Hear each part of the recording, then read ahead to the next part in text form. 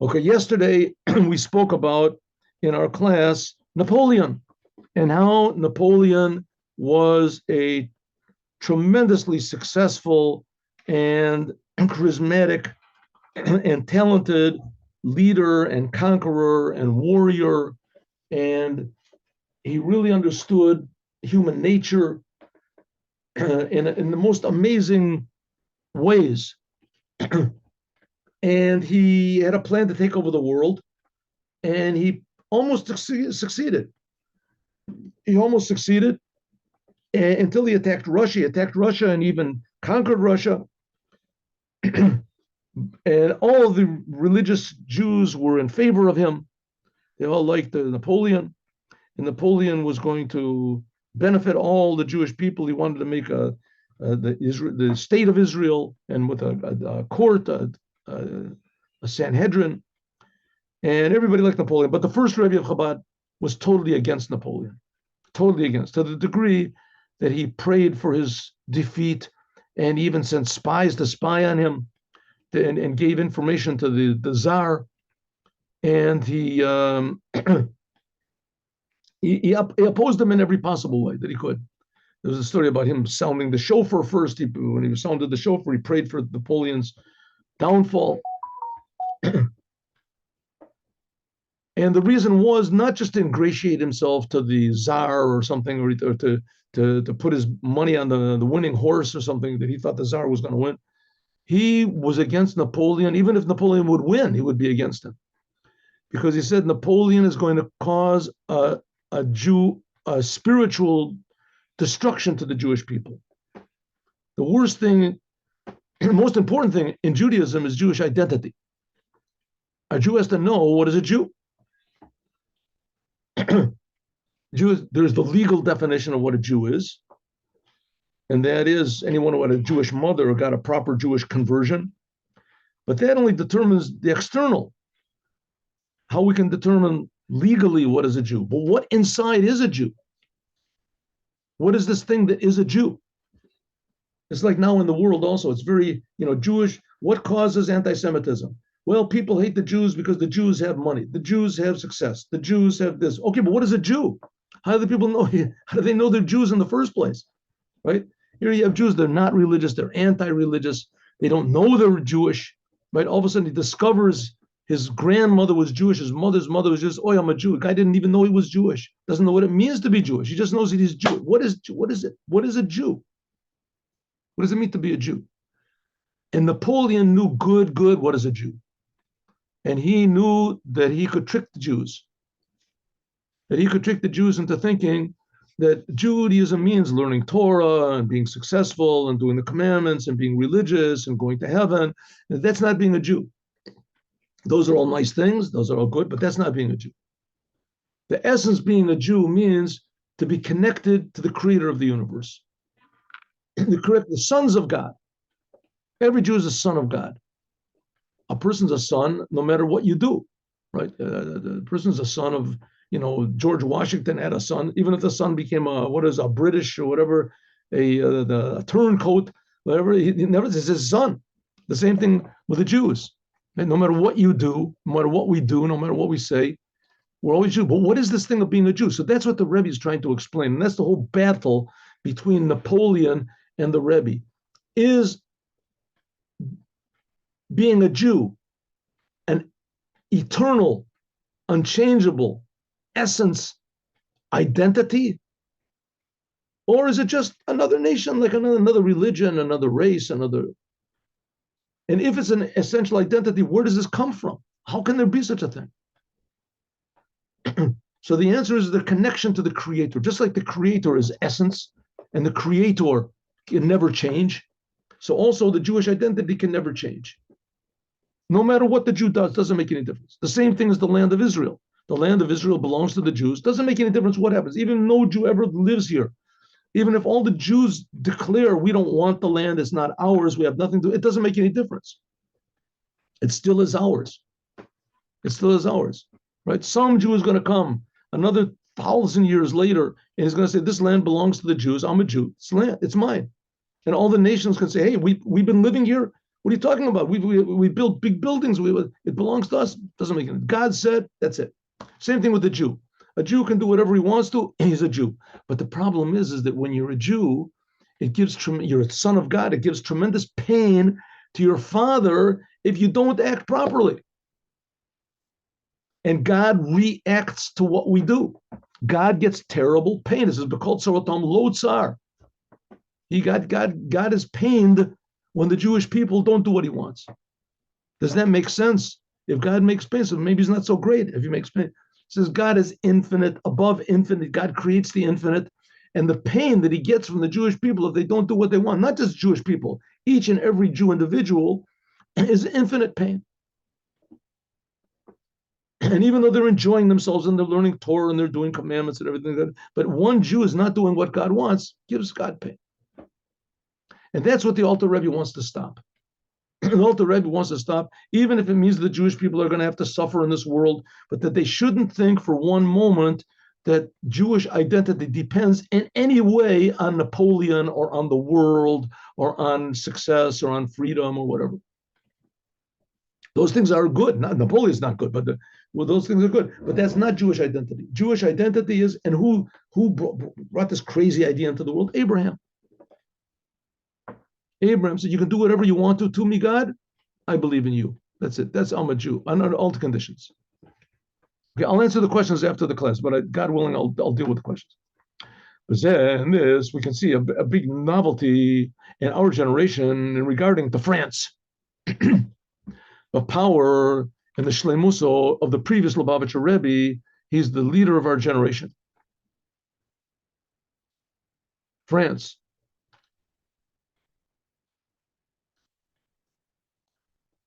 Now, France had the most eloquent philosophers and talented, novelists and writers to prove and to advertise and to encourage atheism. They were the greatest. I learned some of them. I was in university. These people are fantastic. I mean, they're just, of course, what I read were translations. I imagine in the French it's even better. But a tremendous influence in the world on how any belief in anything other than yourself is foolish. It's a waste of time. It's a bluff. It's a lie. It's weakness. It's foolishness. It's whatever. France. So France was the biggest enemy, if you want to say, of God and consequently of the Jews that there was. So now that in France, not only did it is the negative effect ceased, but even more, in France is a place where there's Torah, there's commandments, there's synagogues all over, religious Jews everywhere, and they're benefiting the country. Well, but now we can see the whole novelty of Judaism regarding to France in our generation, and because of the previous Lubavitcher Rebbe, Rabbi Yosef Yitzchak. I want to have a picture of him. We have to have a picture of the previous. Okay. The previous Lubavitcher Rebbe, Mibli Habet, notwithstanding that Sheba Medina Zu, that in this country of France, Bizmani Mahim, in those times, Tokef Kalipa, there was a tremendous power of Kalipa, Hitnagdut Hanhaga, and a tremendous opposition to any sort of conduct of fearing God, and especially in the way of Hasidut. Now, it's very interesting that the Rebbe was a long time in France, and the Rebbe even learned in universities in France, and he even got degrees from universities in France. And they say that when the Rebbe was in France, that he wore a casquette. He didn't wear a regular hat. And under the casquette, he had a wig. A lot of people I heard this from. He didn't put on a kippah because it was dangerous to show you were a Jew. There was tremendous anti-Semitism in France. That was the whole Zionism started with the whole Dreyfus trials, right? That Herzl went and he saw the trials of Dreyfus, and Dreyfus was a totally assimilated Jew, and they accused him falsely of being a spy, and they court-martialed him and sent him into exile, something like that. And the crowd, when he came out, he said, "I am innocent, long live France, vive la France." And the whole crowd, and the Herzl was covering it, the whole crowd yelled out, "Death to the Jews." And Herzl realized, wow, here, this is the most assimilated country in the world. And here they hate Jews, and all of that popped up in his mind. We're going to redefine Judaism. Judaism is going to become a nationality instead of. But in any case, France was a place of very powerful antipathy to fear of God. That's the right word, antipathy, nice big word. Ubafrat, and especially B'derech Hasidus, especially against Hasidut. Because what is Hasid? Judaism in general is a religion, but it's a religion that expresses something. The essence of Judaism is expressed in Hasidut. What is a Jew? A connection to God. That the whole world is being created by God constantly. And that the Torah is the only blueprint for creation, and that limits people. And France definitely did not want that idea, that people could be anything other than fraternity, liberty, everyone's equal and everyone's free, and everyone's equal. The brothers were all brothers. She began Kachta because of this. He'd naged Admor Zaken, and therefore the first Rebbe of Chabad was so opposed to the victory of Napoleon, and even the generations afterwards, we saw that the situation in France, Lo Masugo Kokach, was not in any way conducive to fear in God. The Jews were expelled from France. There was all sorts of pogroms in France. Also by our rabbis, the place of the first Rebbe. Mamali Makoma, the people who filled the place of the successors of the first Rebbe of Chabad, they really never went into France. They would go occasionally for a small amount of times for whatever, but they would never be in France, and there was no synagogues of Chabad in France. Rashi was in France 900 years ago, but it was a time of terrible anti-Semitism over there. Okay, and now it's all changed. From one end to the other. I share that. Not only that, the Ora Kedusha, the light of holiness, reached from, let's say, America to there. Ella, she Yehudim, Lomdei Torah, Jews that learn Torah, Nigla Torah, revealed Torah, concealed Torah, doing commandments with fear of God. He'd Yashvu Sham, they are there, the Meshech Zman, for a long time. And especially those emissaries of the previous Lubavitcher Rebbe, they stayed in France for Asko Sham, and they learned over their Torah and doing the commandments, Behidur, in the most special way. And they also learn Torah and write novelai, new insights into Torah. Books are being written. V'gam also Yehudim Nosafim, and there's also other Jews they can learn from this. So not only is France a place that is not opposing the Torah, but it actually accepted Torah ideas from other places, and people learn. And not only that, it became itself a source for Torah teaching and for Torah ideas. And by means of this, they came to all sorts of different places, learning Torah, teaching Torah. Books of Torah came from France. And especially after the Second World War, there came by divine direction, and dwelled there Yehudim Medina Shonas from all sorts of different countries. Until Medina Zu Nasta Makor, it became a place of miracles and a center for learning Torah and Judaism. After the Second World War, spreading out Torah and Judaism in general, and spreading out the ideas of Hasidut especially. By means of this, in France, there's many institutions of learning Torah and prayer, synagogues, and especially yeshiva Tomchei Tamimim, yeshivas of Chabad, and also Achei Tamimim, another type of yeshiva of Chabad for younger people. Many branches became also most of chinuch, and also institutions of learning, b'chalal in general, al Torah to Kodesh, places where they learn Torah in France. In addition to this, Madpisim, they teach over their Sforim, Benigla, books and reveal the Torah, Gemara, Talmud, and Ptimiyat the Torah, Chassidut, Kabbalah, and all this is in a way of Holech Bor. It's even more and more. France has become a center of Torah learning. The novelty, Shabbat the great novelty of this can be understood according to what we said before. Kashem, just like this is relevant, La'avoda b'Klal Olam, in the whole world, Shemi Dor that from generation to generation, Yehudim arrive, Lamakomot, in places, Chadashim, new places, and further away places from Israel, B'chadei, in order, Lifol Sham, in order to refine the world where they are. Shari Shlemus Abira, because the total, complete purification of the world will be Kasher Mityashvim B'makom Ahu V'helech Nimusa. When Jews go to a place, and they not just settle in the place and remain in their little conclaves or whatever you call them, but also Jews become part of the society, and according to the Torah, and they go according to the customs of the place, speak the language of the place. Of course, everything according to the Torah. Well, when that happens, it means, let's say everybody in this place, they wear, green shoes.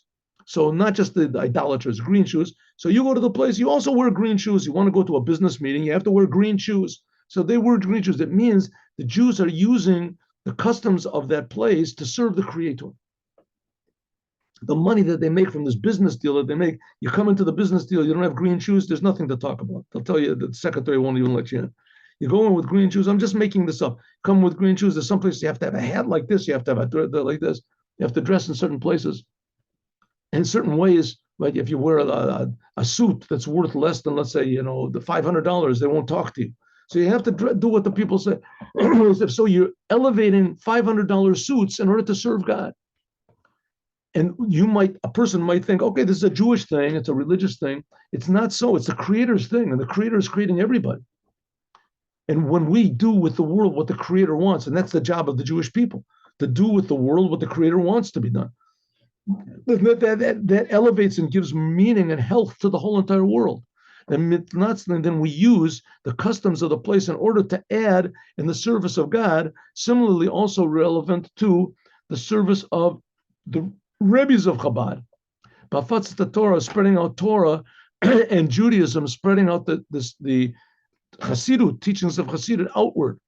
Asher b'meshech hadors, that in the course of the generations, Nidvosef, there was added even more and more. Chassidut is being taught more and more in all these different places. Until our generation, Nitosef, there is added Birura shel Medina Tzarfat. It finally reached France.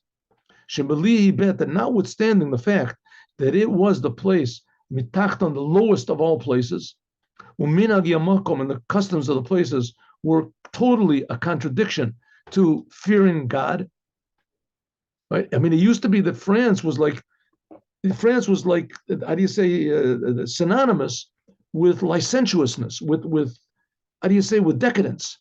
France was a decadent place, right? That was and the songs, the music, the movies, everything was, nakedness and all this. France, that was the place.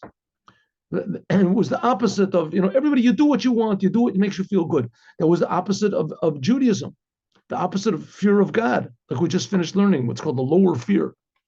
That because of this, therefore the Alter Rebbe, that's the reason why the Alter Rebbe, the first Rebbe of Chabad, opposed the victory of France. He opposed Napoleon.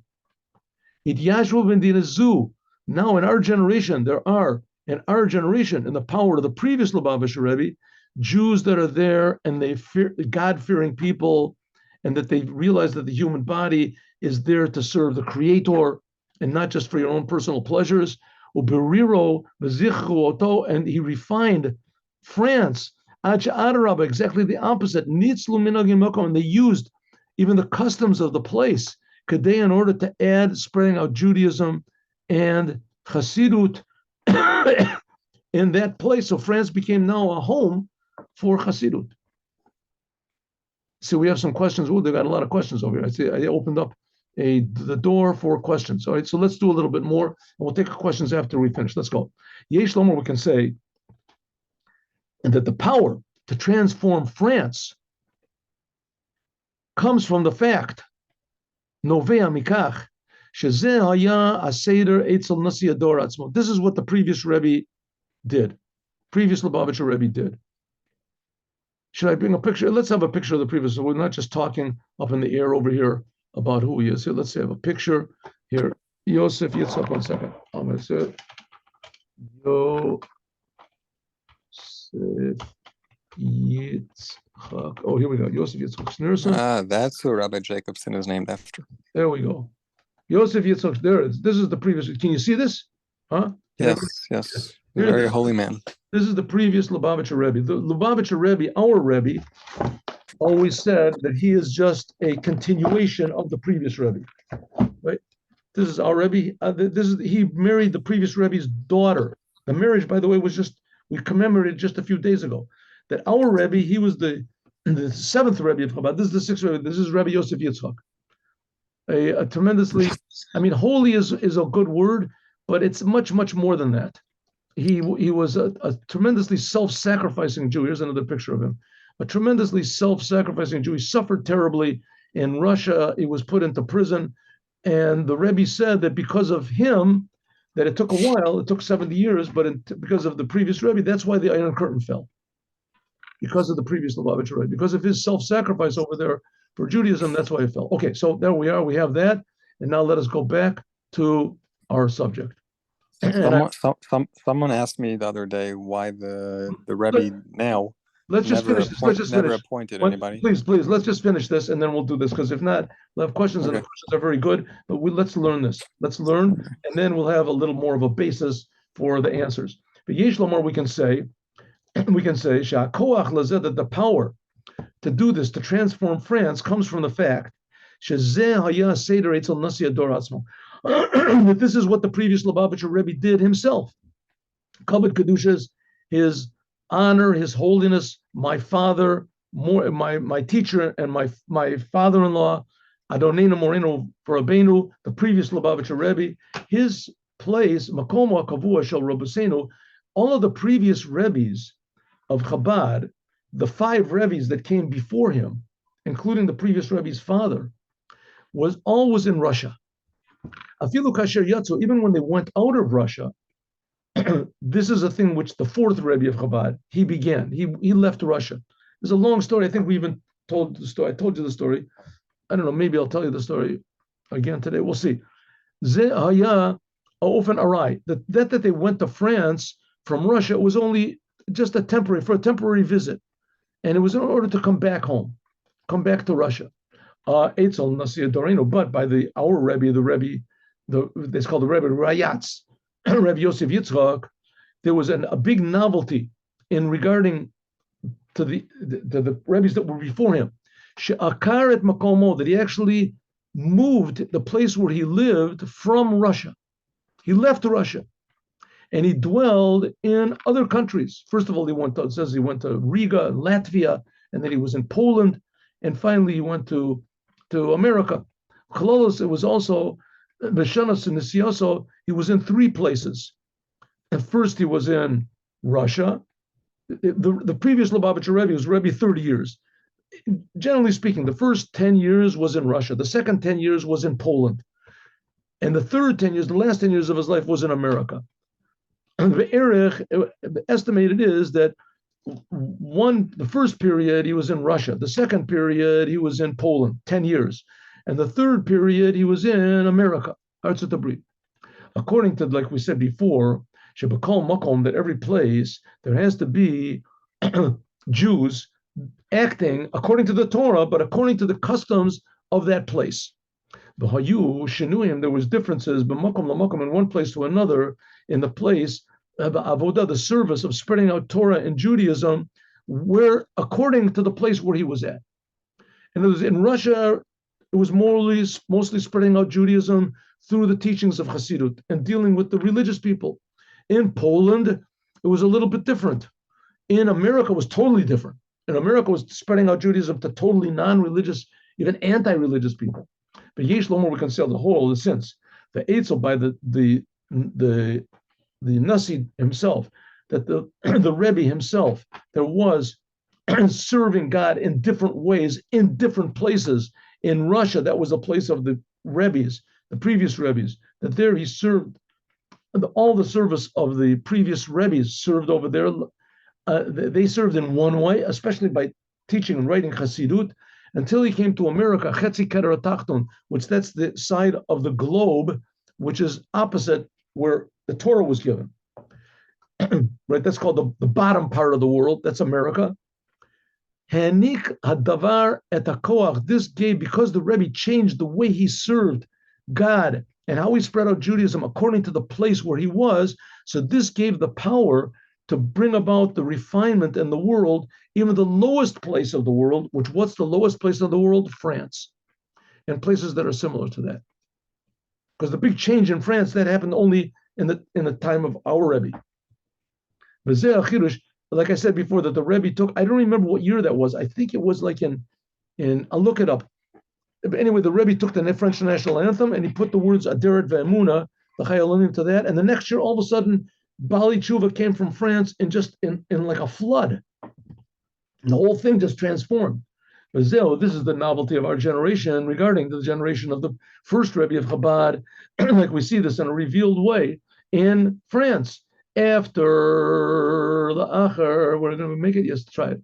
La'achar, after this refinement that was made by the serving of spreading out Torah and Yahadut and Judaism and spreading out Chassidut for so many years from the first Rebbe, from Me, Admor Zaken, from the first Rebbe of Chabad, right, in the course of almost 200 years, as of the Avoda, Shapoil, this service that they did, this brought about a refinement and a purification in the whole entire world in a way from above to below, until the main thing is that kachol shemitkarvim, the closer that we get to the true redemption, that then there will be completely a refinement of the whole entire world.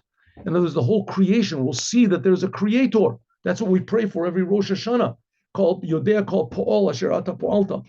As Nitkabel B'Torenu Zeh, in our generation, from the previous Lubavitcher Rebbe, an extra power, a higher power that we can refine. Even France, the lowest place in the world, became refined. And in a more general way, and this, of course, that's the reason why the first Rebbe of Chabad opposed Napoleon. At Chilat Avoda, this beginning really started with the Admor Amorash, the fourth Rebbe of Chabad, Rabbeinu Shmuel. He traveled from Russia to France. He did it a couple of times. Like it's known, Shenasa Kamapam, he went several times to France, and he did, over there, he made Bali Tshuva. In addition to the fact that he also wrote and he thought about things, ideas in Chassidut.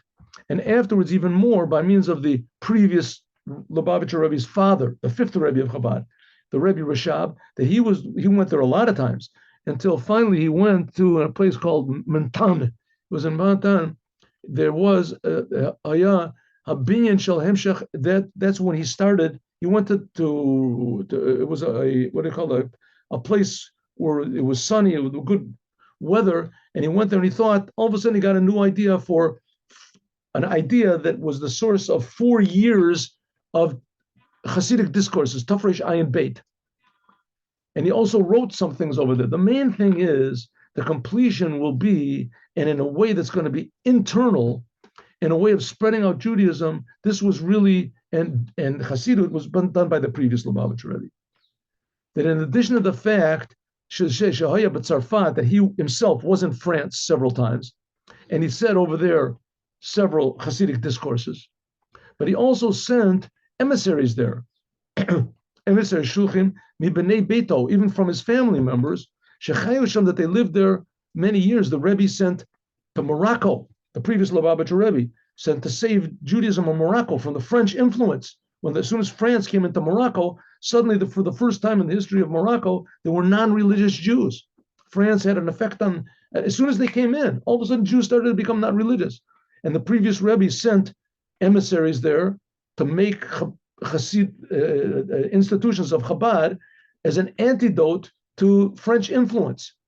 That's called the education of the alliance, they called it. The Avdu, they did working over there and learning the revealed Torah and hidden Torah. And the previous Rebbe also sent into France and also countries that were influenced by France letters and essays that he wrote. Basham, he told them to print many things. There was also things that were handwritten over there, and etc. Okay, and in general, what the previous Rebbe did was that he refined the place by means of sending people there to act in the customs of that place in France, as much as was according to the Torah, of course, and specifically because it was with the fear of God, and they did it in a hidur, and the most special and careful way that they could, but they did what the customs of that place, they used them according to the way the Torah says in order to bring about a refinement in an inner way. Minei ubei. Davar asher paratz et derech v'noten. This gives the power to break and to transform the klippa of that place, of the impurity of that place. But Gili, the revelation of this and a completion, a way that the previous Rebbe started, was when the Rebbe previous Lubavitcher Rebbe came to America. When he came to America, that was right when the war was beginning. He was in the bombing, previous Lubavitcher Rebbe, he was in the bombing of Warsaw. And that was when officially the war started in Europe, was when the Nazis bombed Warsaw. And he was in the bombing. And he managed to get the last boat out from there. And he came to America. That's called the lower part of the world. And he made over there lower part of the world. And from there, he made in France Yeshivat Tomchei Tamimim, Chabad yeshivas, and other institutions. Umina, and from the institutions they made in France, he sent emissaries Almanat Lit Yashev Sham to dwell there and to build institutions more and to spread Judaism, Bichlal in general, and Chassidut especially. Like we see clearly, Ubafrat, and especially in the last years, the great success, everything in France that's been done in Torah and Judaism and Chassidut in France and even other countries which are surrounding, in a way that's continuing, increasing, until in a way, now what's the point? What's the Rebbe trying to get to? That eventually this is going to bring to Moshiach. And Moshiach is going to be a person he's really going to flip everything over. But little by little, the whole world is starting to transform to recognize that there's a creator. And okay, shall we continue? We're really going late, but okay. Until a way should Nosef Lazed, in addition to the, you know what? We'll do this tomorrow. Ad La'ofen, this will start from here. I hope I'll remember tomorrow. I think I'll remember Ad La'ofen. Okay, good. Remember tomorrow, and now we'll do a story and a Yom Yom. Here we go. Yom Yom. One moment. Here we go. Yes, let's just do Yom Yom, and then I'll take questions before I do the story. Here we go.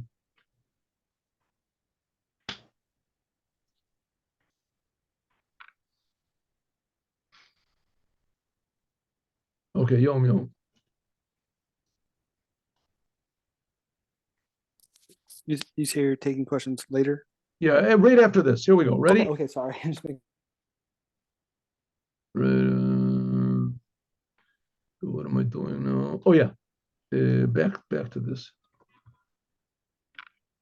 Oh, we're recording. Okay, according to this, we're recording. Just stop it. Here we go. Yeah, that's right. That's right. Here we're recording. This is still from the recording of the Dvar Malchut. You have to start a new recording. What? You have to start a new recording. Yeah, I should. Okay, I thought I did. 1 second. All right, you'll do it. I'll do it. Let's try it. Can we stop?